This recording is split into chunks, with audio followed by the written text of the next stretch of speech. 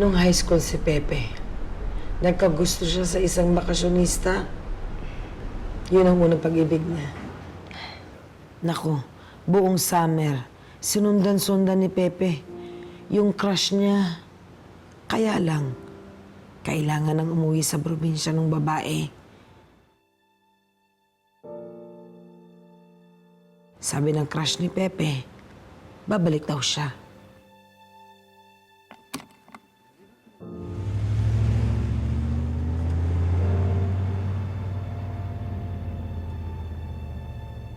Alam niyo ba, na kinausap ako niyan. Nasa susunod daw na April 1, kailangan makapaghanda siya ng 3 magagandang rosas. At handa na raw siyang umalik. Storya po pala to ng first kiss ni Pepe. Sorry, tita. Sige, tuloy niyo po. Kahit sinong nagpapakyut kay Pepe noon, hindi niya pinapansin. At wala raw siyang ibang iniisip kung hindi yung crush niya, yung babae na nagbakasyon sa lugar namin.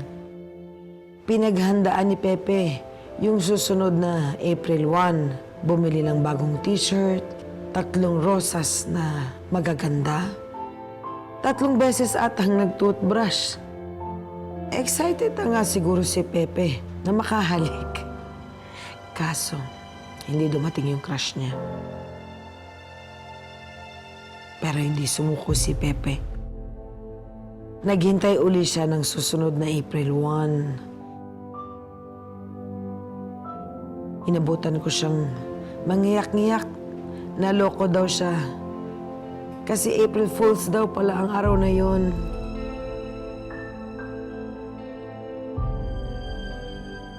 Nung gabing ring yun, kinausap ako ni Pepe. Hinding-hindi raw siya mananakit ng babae. Kasi alam niya raw ang pakiramdam ng nasasaktan. Kaya kung ano ang sitwasyon ninyo ngayon, maniwala kayo sa akin. Hindi intensyon ni Pepe na manakit. Hirap na hirap din si Pepe ngayon.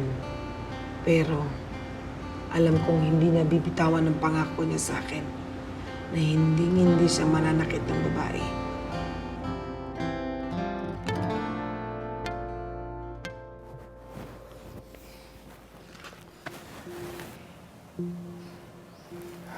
Huwag mo na akong isipin muna.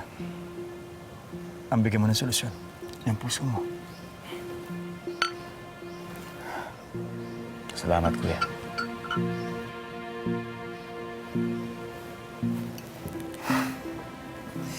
Alam kong paulit-ulit ako nagpapasalamat sa inyong dalawa.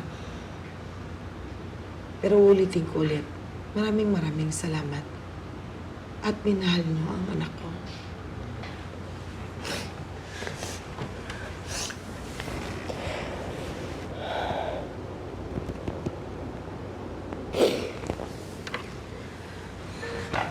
You know what, Tita?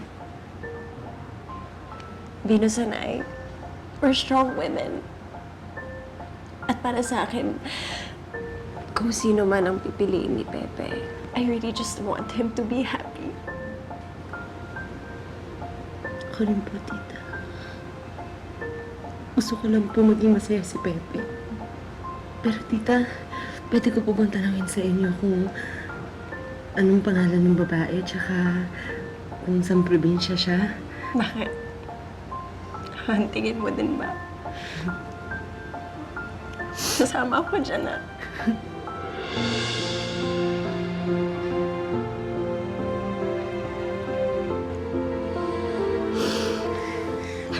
Thank you.